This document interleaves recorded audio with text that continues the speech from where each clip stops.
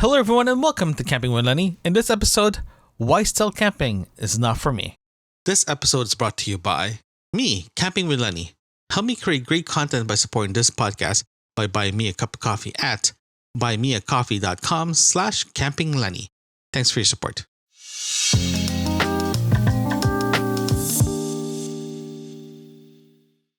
Why stealth camping is not for me? Don't get me wrong, stealth camping, in my opinion, is the coolest thing I've ever seen. It's the coolest thing to do. But unfortunately, I am not equipped to do stealth camping.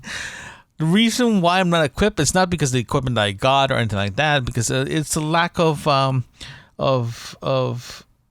experience, right? Currently, I've only been doing car camping since I started camping. I never done backcountry camping before. So for me to move into stealth camping, I should at least do a couple of trips of stealth camping. A couple of trips of backcountry camping.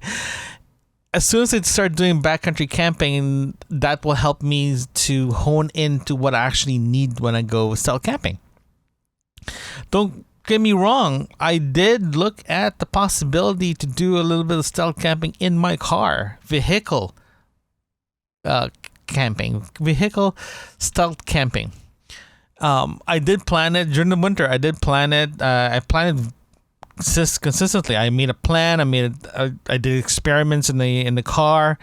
I lay down air mattress or sleeping pad in my car to see if I fit in it. I tried all that. Unfortunately, the type of car that I have will not allow me to do it.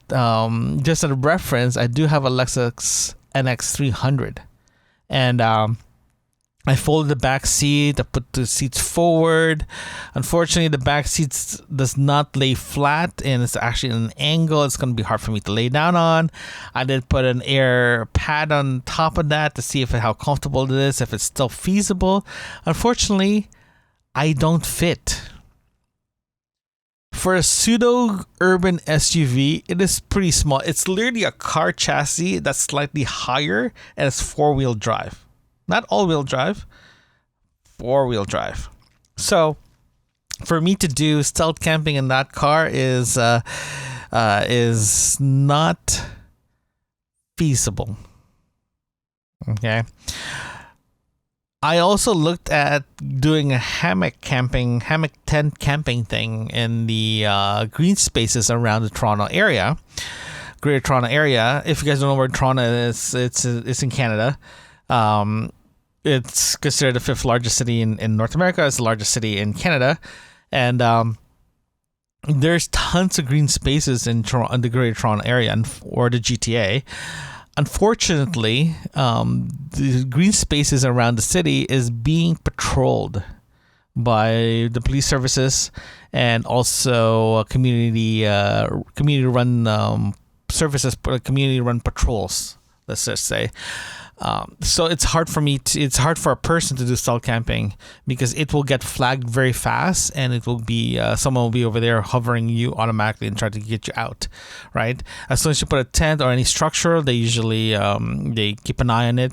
If it's in a park, let's say in the beaches area or in a green space park, like people will hang out for the day, having a tent or gazebo, it is pretty acceptable. It's not a big deal, but as soon as you put a tent in the middle of the night, that's when they started to crack down, right? So it is a little harder to do it out here. I did look at going to the Niagara region to go camping out there as well too, but unfortunately it's the same scenario.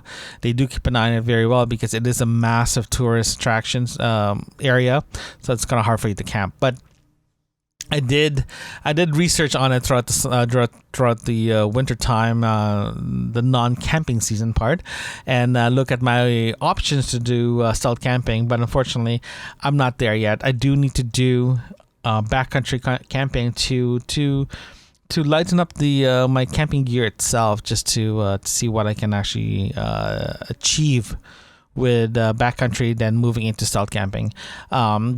Stealth camping, in my opinion, it is really cool thing. It's one of my favorite things to watch on YouTube, and when people do it in YouTube style camping, I'm very, very impressed. I'm very, very, very impressed. I'm incredibly jealous, and I'll drop links below in the description to several of my favorite stealth camping YouTubers out there, including Steve Wallace. Steve Wallace is actually one of my favorite campers to watch on YouTube because he does a lot of stealth camping and he's making it so easy to do. And it drives me crazy how good this guy is and how he makes it so easy. And and for me, stealth camping is a next level up of camping that I want to achieve, and I want to record and talk about it because it's just a very cool thing to do, and you can do whatever you want to do with it. If you guys don't know what stealth camping is a method of camping to be stealthy, in other words, to hide from people and camp overnight and leave without a trace. And it's the neatest thing to do, and it's an adrenaline rush. You have to be mobile, you have to be self-sufficient, you just have to be sufficient and mobile, and you have to be aware of your surrounding when you do stealth camping. And it's a cool thing to do. It's literally in my opinion, it's backcountry camping in an urban setting. You know what I mean? And it's the coolest thing to do. It's the coolest thing to see. If you achieve it, it's amazing. And if you've done it, it's just so cool to do. And that's gonna be my next level of camping.